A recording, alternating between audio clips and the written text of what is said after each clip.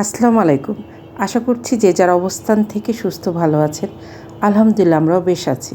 আমন্ত্রণ জানাচ্ছি দিলরুবার হেসেলে খাসির কলিজার খুব মজাদার একটি রেসিপি দেখার জন্যে।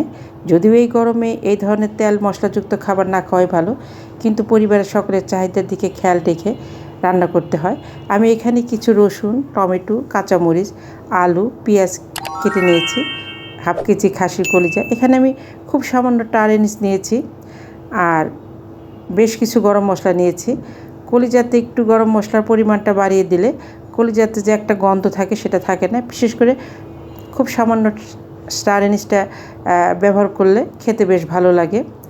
1 চা চামচ হলুদের গুঁড়া, 1 চা চামচ শুকনো মরিচের গুঁড়া, 2 চা চামচ জিরা বাটা, 2 চা চামচ উঁচু উঁচু করে আদা রসুনের পেস্ট এবং 1 চা চামচ ধনিয়ার গুঁড়া আমি পানি দিয়ে 10-15 মিনিট আগে মিশিয়ে রেখেছি। এখানে 1 চা চামচ উঁচু উঁচু করে লবণ দিয়ে দিব।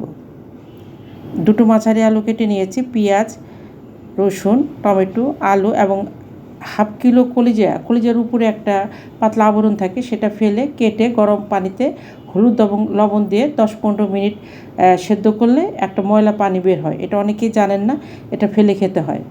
পেঁয়াজটাকে আমি বেরেস্তার মতো করে ভাজবো না। পেঁয়াজটা যখন ট্রান্সপারেন্ট হবে তখন আমি এখানে আমার মিশিয়ে রাখা মশলাটা দিয়ে খুব ভালোভাবে কষিয়ে নেব। রান্নাটা কিছু নিজের উপরে নির্ভর করে, যারা যেভাবে খেতে পছন্দ করে সবভাবেই খেতে ভালো লাগে। আমি মশলাটা দিয়ে খুব ভালোভাবে কষিয়ে নেব যাতে মশলা থেকে কাঁচা গন্ধটা দূর হয়ে যায়। যারা দিলরুবার হেসেলকে সাবস্ক্রাইব করে আমার পাশে আছেন তাদেরকে অসংখ্য ধন্যবাদ। যারা এখনও সাবস্ক্রাইব করেননি প্লিজ সাবস্ক্রাইব করে পাশে থাকবেন। রেসিপিটি যদি ভালো লাগে অবশ্যই আপনার একটি মূল্যবান লাইক দিয়ে আমাকে এগিয়ে যেতে সাহায্য করবেন।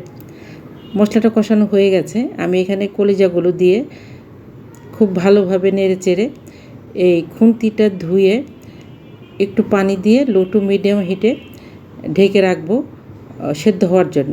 আমি রান্নাগুলো ডিটেলসে দেখাতে চেষ্টা করি, বিশেষ করে যারা একদম নতুন তারা যেন কিছুটা হলেও উপকৃত হয়। অনেক অনেক দূর থেকে যারা আমার ভিডিওগুলো দেখেন এবং সুন্দর সুন্দর কমেন্ট করেন তাদের প্রতি আমি সত্যিই অনেক কৃতজ্ঞ। তারা যতটুকুই আমার ভিডিওটা দেখুক আমি তাতেই খুশি। বেশ ছোট ছোট ভিডিও আমি দেই 3-4-5 মিনিটের মতো, তো সবার কাছে রিকোয়েস্ট থাকবে পুরোটা দেখার। কলিজাগুলো প্রায় সেদ্ধ হয়ে গেছে। আমি এখন আলুগুলো দিয়ে দিলাম। আলুটা ইচ্ছা করলে ভেজেও ব্যবহার করতে পারেন, আমি কাঁচাই দিয়ে দিয়েছি। আলুটা দিয়ে খুব ভালো করে নেড়ে চেড়ে একটু ঢেকে রাখবো।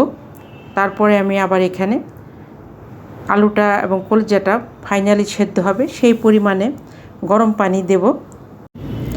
কলিজা অনেকক্ষণ ভরে রান্না করলে শক্ত হয়ে যায়।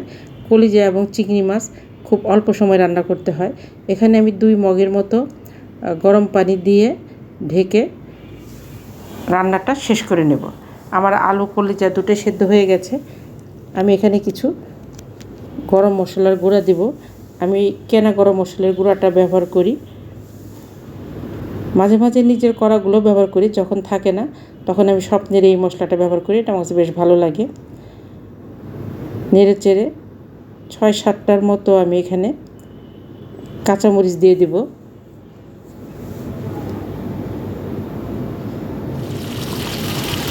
এক মুঠো বেরেস্তা আমি হাত দিয়ে ভেঙে দেব।